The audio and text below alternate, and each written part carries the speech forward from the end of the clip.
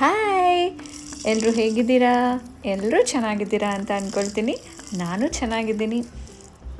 ನಿಮ್ಮೆಲ್ಲರಿಗೂ ಈ ದಿನ ಶುಭವಾಗಿರಲಿ. ಸುಖ ದುಃಖ ನೋವು ನಲಿವು ಇದ್ದಿದ್ದೆ, ಆದರೆ ಸದಾ ನಗು ಅನ್ನೋ ಆಭರಣನ ನಮ್ಮ ಮುಖದಲ್ಲಿ ಇರಿಸ್ಕೊಳ್ಳೋಣ ಅಲ್ವಾ? ಬೆಳಗ್ಗೆ ಹೊತ್ತು ನಾವು ಏನು ತಗೊಳ್ತೀವೋ ಅದು ನಮಗೆ ಇಡೀ ದಿನ ಫ್ರೆಶ್ ಎನರ್ಜೆಟಿಕ್ ಹಾಗೆ ಹೆಲ್ತಿಯಾಗಿಡಲಿಕ್ಕೆ ಹೆಲ್ಪ್ ಮಾಡುತ್ತಂತೆ. ಹಾಗೆ ಈ ಕೊತ್ತಂಬರಿ, ಶುಂಠಿ ಹಾಗೆ ನಿಂಬೆ ಹಣ್ಣಿಗಿರೋ ಪವರ್ ತುಂಬ ಅಂತೆಪ್ಪ. ನನಗೂ ಗೊತ್ತಿರಲಿಲ್ಲ. ಹೀಗೆ ನಾನು ಕೇಳಿದ್ದು, ಕೊನೆಗೆ ಟ್ರೈ ಮಾಡೋಣ ಅಂತ ಮಾಡಿದೆ.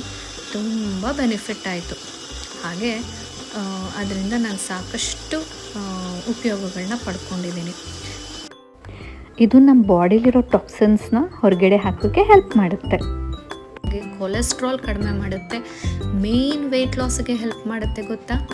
ನೋಡಿ, ಈ ಥರ ಗ್ರೈಂಡ್ ಮಾಡಿಟ್ಟಿರೋ ಪೇಸ್ಟನ್ನ 1 ಸ್ಪೂನ್ ನಾವು ಲೋಟಕ್ಕೆ ಹಾಕ್ಕೊಂಡು ಕುಡಿಬೇಕು. ಮನೇಲಿರೋರೆಲ್ಲರೂ ಕುಡಿಬೋದು, ತುಂಬ ಒಳ್ಳೆಯದು. ಬೆಳಗ್ಗೆ ಹೊತ್ತು ಖಾಲಿ ಹೊಟ್ಟೆಯಲ್ಲಿ ಸೇವಿಸೋದ್ರಿಂದ ತುಂಬಾ ನಿಮಗೆ ಬೆನಿಫಿಟ್ಸ್ ಆಗುತ್ತೆ. ಹಾಗೆ ಇದನ್ನು ವಾರದಲ್ಲಿ 3 ದಿನ ಕುಡಿದ್ರೆ ಸಾಕು.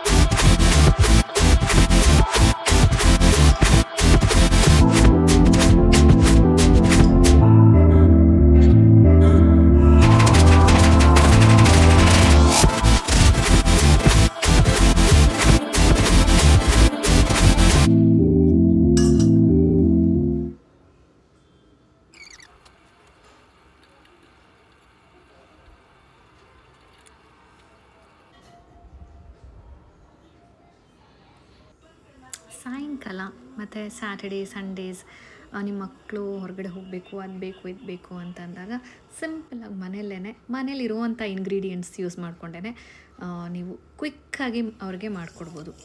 ಏನಿಲ್ಲ, ಜಸ್ಟ್ ಒಂದು ಸ್ವಲ್ಪ ಗೋಧಿ ಹಿಟ್ಟು, ಚಿರೋಟಿ ರವೆ ಇದ್ದೇ ಇರುತ್ತಲ್ವ, ಅದನ್ನು ಸ್ವಲ್ಪ ಮಿಕ್ಸ್ ಮಾಡ್ಕೊಳ್ಳಿ. ಒಂಚೂರು ಓಂಕಾಳು, ಜೀರಿಗೆ ಅದು ಇದ್ದೇ ಇರುತ್ತೆ, ಅದನ್ನು ಸ್ವಲ್ಪ ಒಂದು ಚಿಟಿಕೆ ಹಾಕ್ಕೊಳ್ಳಿ ಸಾಕು. ಆಮೇಲೆ ತರಕಾರಿ, ನಿಮ್ಮ ಮಕ್ಳಿಗೆ ಯಾವ ತರಕಾರಿ ಇಷ್ಟನೋ ಅದು ನೀವು ಹಾಕ್ಕೊಳ್ಳಿ. ನಾನಿಲ್ಲಿ ಆಲೂಗಡ್ಡೆ ಅವಳಿಗೆ ತುಂಬ ಇಷ್ಟ, ಹಾಗಾಗಿ ನಾನು ಇಲ್ಲಿ ಆಲೂಗಡ್ಡೆನ ಹಾಕ್ಕೊಳ್ತಾ ಇದ್ದೀನಿ. ಆಮೇಲೆ ಅದಕ್ಕೆ ಸ್ವಲ್ಪ ನೀವು ಈರುಳ್ಳಿ ಮತ್ತು ಕ್ಯಾರೆಟ್ ತುರಿ, ಹಾಗೆ ಕೊತ್ತಂಬರಿ, ಹಾಗೆ ಗ್ರೀನ್ ಚಿಲ್ಲಿ ನಾನಿಲ್ಲಿ ಆ್ಯಡ್ ಮಾಡ್ತಿಲ್ಲ. ನಿಮ್ಗೆ ಬೇಕೆಂದರೆ ಆಪ್ಷನಲ್ ನೀವು ಆ್ಯಡ್ ಮಾಡ್ಕೊಳ್ಳಿ. ಹಾಗೆ ಇವಾಗೆಲ್ಲ ಇದು ಬರುತ್ತಲ್ಲ ಪಿಜ್ಜಾ ಜೊತೆಲಿ, ವಾಟ್ ಇಸ್ ಇಟ್, ಮೇಲೆ ಸ್ಪ್ರಿಂಕಲ್ ಮಾಡ್ತಾರಲ್ಲ chilli flakes, correct, chilli flakes ಅದನ್ನು ಕೂಡ ನೀವು ಆ್ಯಡ್ ಮಾಡ್ಕೋಬೋದು. ಸೊ ಇದೆಲ್ಲ ಮಿಕ್ಸ್ ಮಾಡಿ ಗೋಧಿ ಹಿಟ್ಟು ಹಾಗೆ ಚಿರೋಟಿ ರವೆ ಏನು ಬೆರೆಸಿರ್ತೀನಲ್ಲ ಅದಕ್ಕೆ ಇದನ್ನು ಮಿಕ್ಸ್ ಮಾಡ್ಕೊಂಡು ಚೆನ್ನಾಗಿ ಕಲಿಸ್ಕೊಂಡು, ಅಂದರೆ ದೋಸೆ ಹಾಕೋ ಥರ ಕಲಿಸ್ಕೊಳ್ಳಿ. ತೀರಾ ನೀರು ಥರನೂ ಕಲಿಸ್ಕೊಬೇಡಿ, ತೀರಾ ಗಟ್ಟಿಗೂ ಕಲಿಸ್ಕೊಬೇಡಿ. ದೋಸೆ ಹಾಕ್ಲಿಕ್ಕೆ ಬರಬೇಕು ಆ ರೀತಿ, ಆ ಹದಕ್ಕೆ ಕಲಿಸ್ಕೊಳ್ಳಿ. ಸೊ ಇಷ್ಟು ಕಲಿಸ್ಕೊಂಡು ನೀವು ತವಾ ಮೇಲೆ ಹಾಕಿ ಅವ್ರಿಗೆ ತುಪ್ಪದಲ್ಲಿ ಒಂಚೂರು ತುಪ್ಪ ಹಾಕಿ ಕೊಟ್ಟರೆ ಅಂತೂ ಸೂಪರಾಗಿರುತ್ತೆ. ನಿಜವಾಗ್ಲೂ ಎಂಜಾಯ್ ಮಾಡ್ತಾರೆ, ದೊಡ್ಡವ್ರಿಗೂ ಇಷ್ಟ ಆಗುತ್ತೆ. ಟ್ರೈ ಮಾಡಿ.